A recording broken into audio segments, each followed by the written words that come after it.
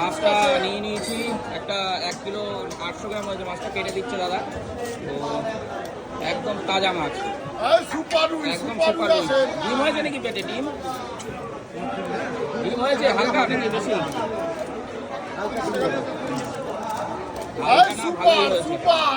Super super. বড় বড় piece করবা, বেশি ছোট করবা না পিস। হ্যাঁ, ছোট ছোট পিস চলবে না। হ্যাঁ সোমনাথ, করো করো করো, পিস করো, ভালো সুন্দর করে করো। দেখুন জ্যান্ত রুই নিয়ে নিলাম আজকে।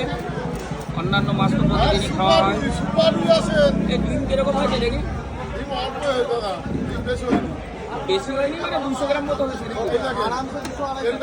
তেলটা ফ্রেশ করে দিয়ে দিও। তেলটা ভালো হবে? ভালো মানে খুব ভালো তেল। তাহলে পরিষ্কার করে দিয়ে দাও। পরিষ্কার করে দিলাম আর এর সাথে একটু নাও। না না, দিয়ে দাও। এগুলো সব এসব তেল খাওয়ার মতো, এসব তেল গায়ে লাগে না খেলে। হ্যাঁ, ওই তেল খেলে বেশ সুন্দর হবে। সুপার রুই আসেন। পেটি বড় বড় করে করো। হ্যাঁ, ও তো ভাজলে চুপসে যায়, দেশি মাছ এগুলো হয়, আর চালানি রুই কাতলাই চুপসে হবে না। হয়ে গেছে ডিমটা। আচ্ছা, ডিমটা আমি আলাদা দিয়ে দিচ্ছি। হ্যাঁ, আলাদা একটা করে দিলে ডিমটা আর ওই তেলটা একটার মধ্যে করো। আচ্ছা, ডিম আর তেল একটা করে ওই একই এর মধ্যে দিয়ে দাও। দেখুন সুপার রুই আসে। 1 কিলো 800 গ্রামের রুই নিয়ে নিলাম, কেটে পিস করে দিল দাদা। এবার বাড়ি নিয়ে গিয়ে রান্না করলেই হয়ে যায়। এই দেখেন মাছ ভালো না মন্দ, ভালো মাছ, ভালো মাছ, এখান থেকে বোঝা যাবে। ভালো মাছ। এটা হচ্ছে বনগা নিউ মার্কেট, আপনাদের দেখাতে পাচ্ছি। দেখুন রবিবার বলছি, সরি, শুক্রবারের মার্কেট আজকে।